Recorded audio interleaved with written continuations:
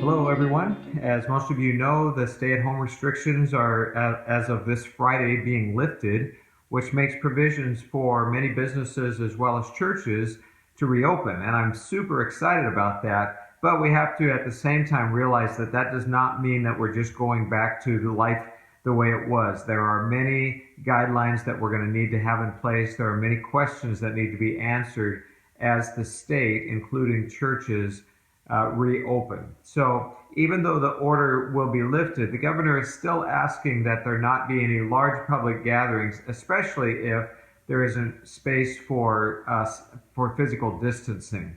And so the Turning Leaf staff, the advisory team, has been scouring news articles. We've been looking at what other churches are doing to reopen, and we are preparing a four-phase reopening plan that we feel is the right move for Turning Leaf Church. There may be other churches that do it differently, but we feel that this is the best direction for Turning Leaf. We believe that over this next year, the coronavirus is going to ebb and flow. And so we are putting plans in place without knowing exactly how everything will be. It could be that we'll be able to move a little more quickly than we expected. Could be we'll have to move a little bit slower. It could even mean at times that we would have to go back to a previous phase if there are outbreaks or serious concerns about people's health. Now, there are some areas that are going to be difficult for us to make decisions on until we've heard a little bit more from you. And so we're sending out an online survey that will be available starting this Sunday and will run through Wednesday of this week, that will ask you just a few questions that will allow us to hear from you and have a little better idea of how soon you're going to be ready to start attending church in live services again, and how you'll be involved in those services.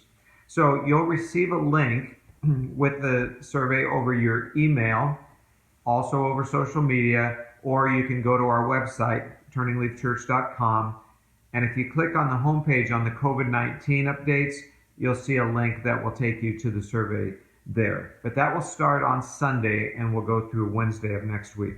For now, we're working on the implementation of the first two phases of this plan, and then we'll give you more information as we go along on phases 3 and 4. So here's what phase 1 looks like. This is what everybody's wanting to hear.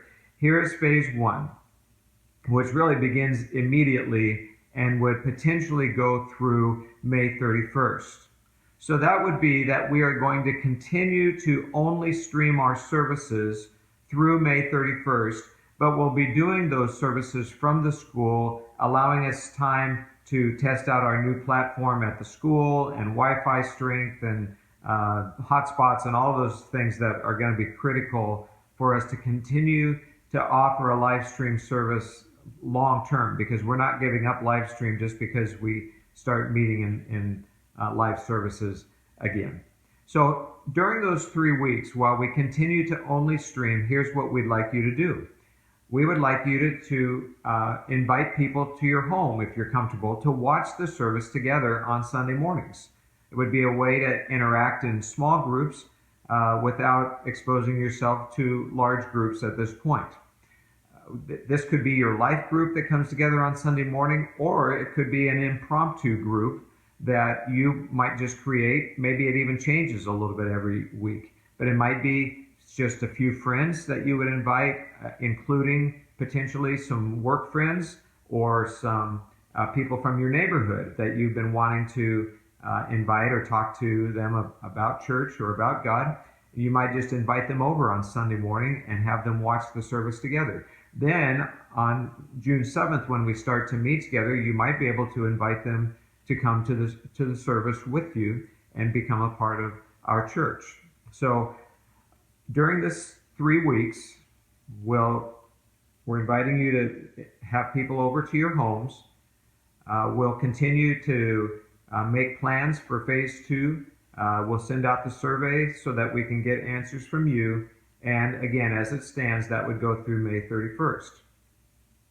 Phase 2, if all goes well, would begin on Sunday, June 7th, and that would include the following. We would first of all be giving lots of communication. We want to over communicate with you. So if you get sick of seeing my face or you get sick of all of the emails or whatever that are coming, we just want to make sure we're communicating well with you. So if you don't need them, you don't read them. But if you need them, they're there for you. So we'll be giving clear notice that services will begin to start live at the school on June 7th.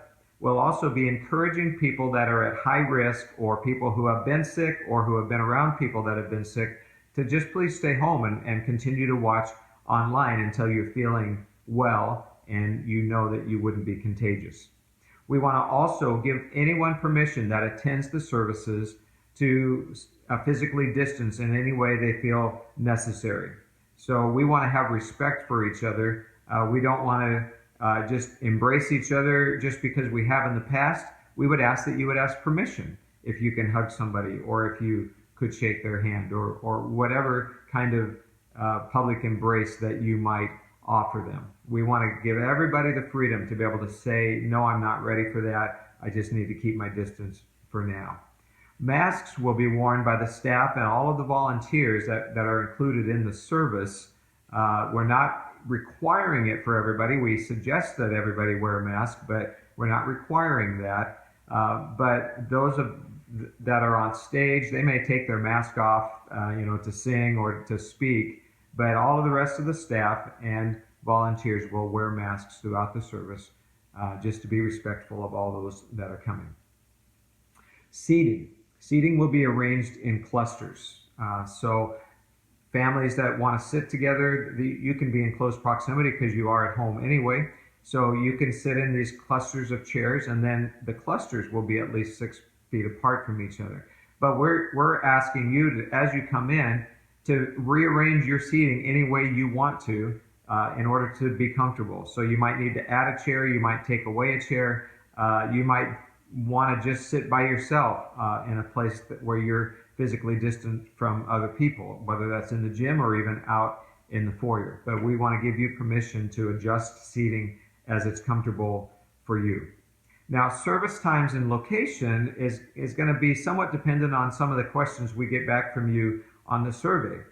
Because in these groupings of family units or friends around the gym, there's not going to be enough chairs to set up the normal 200 or so that we set up. So that may mean we have to either offer other service times, or it may mean that we offer one service time, but once the gymnasium is full, we stream that service to potentially the North Gym or to other parts of the campus where you could still be together and worship together, but some might have to watch it on the live stream for a while. Now, children and youth ministry in this phase 2 will not be available. So there won't be any nursery or toddler or children's church on Sundays, and there won't be any Wednesday night activities for kids and youth. It's just too soon to allow them to not have the social distance and be safe. So we're not ready to open that back up. So children that come with families on Sundays will be given a packet to color or to take notes or to do a project that's related to the service. And we would have Pastor Cindy do a short children's teaching moment in the service each week until we get back to children's ministries. The packets that the kids are given will be prepared at least 72 hours in advance so that there's no chance of any kind of virus being on those packets. Life groups and discipleship groups will make their own decisions. So they'll be welcome to continue to meet over Zoom, or they can meet together in a home if they choose to, but it'll be up to each life group. There won't be any food or beverages that are served during phase 2. We encourage people to arrive at different times, some early, some on time, hopefully none of you late, but we want to avoid creating a crowd at the door trying to get in right at service time. So you might consider coming earlier. In the gym, we'll have videos and songs and different things going to give you something to watch while you're waiting for the service to start. There won't be any bulletins to pass out. We'll continue to send those out electronically. The offering will be given in boxes that are on the tall tables. So if you want to drop your offering off in the service in those boxes on the tall tables, you can do that. We also will continue to offer online giving if you want to go in that direction. Hand sanitizers and disinfectant wipes will be available in the restrooms, at the welcome centers, at the back of the gymnasium. The welcome center iPads and surfaces will be wiped, disinfected each time somebody uses them. Those putting out chairs on Sundays will be wearing masks and gloves while they do so to avoid spreading any disease there. So that's phase 2. Phase 3 could potentially start in July, and it'll loosen some of those restrictions. Phase 4 would potentially begin in August, and that will be whatever our new norm is. Once we hit August, if things are going well, whatever we establish in August is what we will continue to do for the foreseeable future until things continue to change. So as we move forward, we really want you to feel free as individuals and families to make the decisions that you feel are best for you. As a congregation, I'm asking you to respect each other's feelings and beliefs about this virus, and to not pressure or push people in certain directions. Let's treat each other with the love of Christ as He first loved us.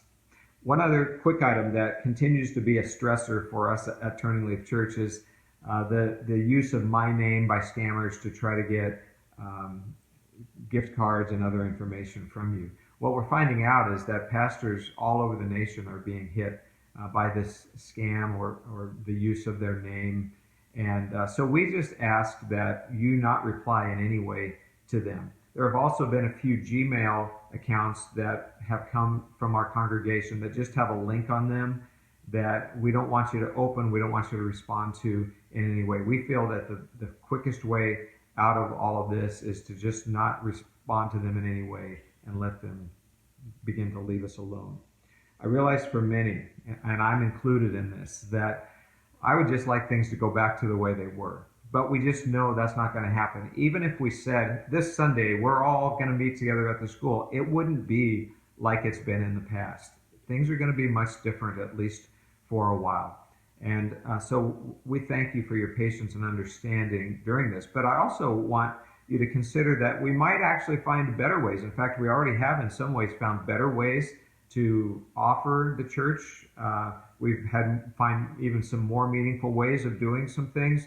And we can have a greater impact on the body of Christ and on the community around us as we're open to some of these changes that could end up being very good for us and for the church. And so be patient with us. Stay connected with us. Watch for the communications.